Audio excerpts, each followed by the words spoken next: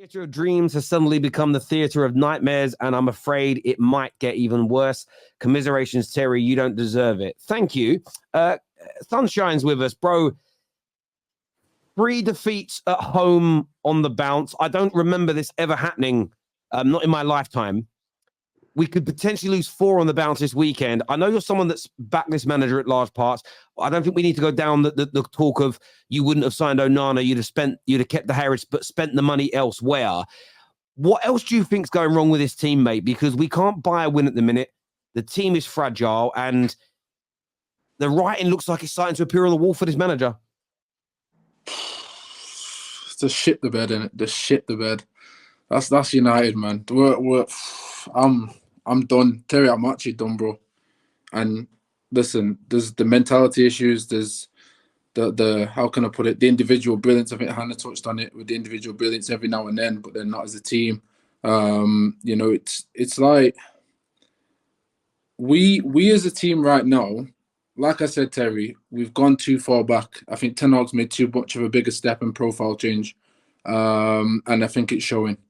I think that's why there's so much individual, how can I put it, performances that are coming through, and there's not much of a team ethic. And I think you add the mentality on top of that, which is so weak. It's not helping. And I do believe the off-field antics of Manchester United are also applying pressure to that situation. So it's just a mess for me, mate. And like I said, you know, Ten Hag had to be smarter. Most managers don't get 2 seasons or more. So I just didn't understand why he took that bigger step to go into playing the way he wanted to play with certain profile changes, because now it's looking like exactly what I predicted. And, you know, I hate to predict things that are negative for my club, but that, again, calls that I'm objective. I don't like to predict things that are wrong. I'm not sitting here gassed like, oh my gosh, I got a prediction right. I saw this coming before most fans. I came on here, I said it on Twitter. I got bashed for it 24/7. I claimed exactly what was going to happen because I deeped absolutely everything that was going on. And prioritizing in the way he's done it has now left this big hole where he needs more time now, Terry. I'm patient enough to give it him, but I also predicted that the fan base won't give him that time. And like I said, and like you know, most managers don't last more than 2 seasons. So put those 2 things together. Was it wise that he made that big jump? Now, I will judge Ten Hag by his standards, not my own. I'll always do that with every manager, because at least then I can be honest and accurate when I'm criticising. So, you know, the Rashford situation, got to be dropped. The guy's got to be dropped. Bruno was shocking tonight. Absolutely, like, just non-existent today. And I don't understand, like, what's going on in this team to this point. I haven't been able to deep it that much. I'm able to come out with another prediction or another angle. I'm still trying to work out other angles to see if I'm missing anything else. But so far, Terry, it's coming back to that same point for me. And I can't escape it, sadly. I genuinely can't escape it, and it's pissing me off. And, you know, believe it or not, I'm with KJ on that, man. When you make a pact with the devil, spirits are real, man. I'm not even going to gas. I'm not even going to gas. Thank you, my brother. Thank you. So, thank you. We need more awareness. It was a fantastic advert. I think and that's why you're graying at 34, bro. This is what I'm saying. I think as well. I know. I think Sunshine, you make a really good point around. I think you make a really good point around the manager is trying to change how we play, and it's left us with more holes than we probably would have wanted. And changing him now could create more issues. And I think that my biggest fear is if we bring somebody in who plays or sees football in a similar way to Ten Hag, but the club believes that he can get a better tune out of this squad, I'm not overly bothered. But my biggest fear is it will go for somebody like a Diego Simeone, who is going to want a completely different, again, but you guys see exactly what I'm talking about. As much as on paper, on a CV, that would be a good person to bring in, potentially. For us, it would be starting again from ground zero. And before that manager builds something that works, we would be in this situation again. Is that something like, Hannah, do you worry about that from a United point of view, that if we do have a reaction here, get rid of the manager, that we may end up in a situation where we're just back here again in 12 months? Yeah, and like you said, Terry, it's completely dependent on the manager that you bring in, but they all have different styles of football. Some of them might be a little bit similar, but ultimately they have different game plans, different formations. And I already think the team, like I say, are lacking that symmetry now. So I personally think that's one of the main reasons I think Ten Hag should be given another season, because you come in, you start making these changes when, you know, you've not got like a transfer window coming up, or they can't. Again, it's more players in and out, and it's just this constant cycle of this like manager bounce that we have, and it's really bad. So I'm personally like, I am worried about them bringing another manager in, but I think they will keep him this season. But it just depends if the results get better. If the results don't get better, he won't stay. And it's scary. To Naji's point on it's been too much of a step change of the change of personnel, and managers don't get enough time. But I think that's why he did it though, because he probably also knows that he doesn't have a lot of time to try and get what he wants. He ain't probably gonna have 5 years or 4 years, however long it takes to get to a manager's perfection, unless you're Man City and Pep. So if he had stayed with the same formula of last season, where it's a bit more pragmatic, a bit more counter-attacking, a bit more solid defensively and good breaking away, then I think he still would be under the same kind of criticism, because it's like, I strongly disagree. The reason why I say it is because even towards the end of the last season, he was getting the critics. He was getting people saying the football ain't great, should even be here. So if he then tried to keep on that line, granted, buying players that fits that style, the more the style that he actually wanted, I still think maybe we won't be in the same situation in terms of the amount of games we've lost, the amount of goals we conceded.